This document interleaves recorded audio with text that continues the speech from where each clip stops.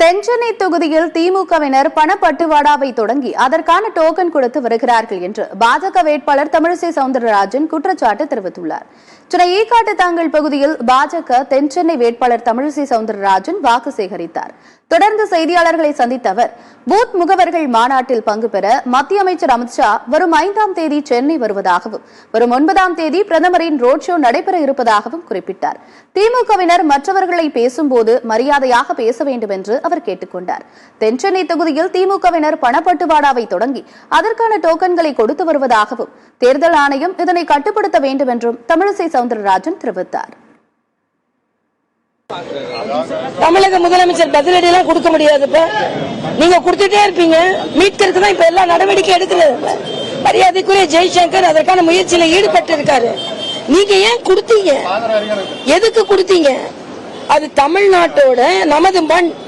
அதை தார ஏன் வார்த்தீங்க? அதுக்கு பதில் சொல்லுங்க. அப்ப ஊழல் குற்றச்சாட்டு திமுக மேல இருந்தது. அன்னைக்கா இருந்த பிரைம் மினிஸ்டர் இந்திரா காந்தி அதை கையில் எடுத்தாங்க. அவங்க நடவடிக்கை எடுக்க கூடாதுன்னு அவங்க சொன்ன மாதிரி தார வார்த்தாங்க. ஆக இது முற்றிலுமாக தமிழ் மக்களுக்கு எதிரான நடவடிக்கை.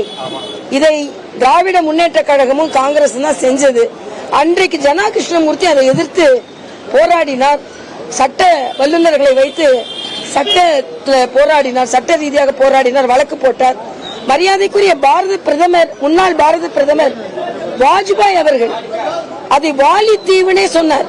ஏன்னா ராமாயணத்துக்கும் அதுக்கும் தொடர்பு இருக்கிறது என்று. ஆக அதே மாதிரி கிறிஸ்தவ மக்கள் அங்க உள்ள சர்ச்சுக்கு போய் கொண்டாடுவதை ஒரு பழக்கமாகவே கொண்டிருந்தார்கள்.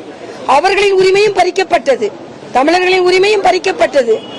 சும்மா நீங்க சவால் விடலாம், ஆனா அதற்கு காரணம் நீங்க தான் என்பதை மக்கள் புரிந்திருக்கிறார்கள்.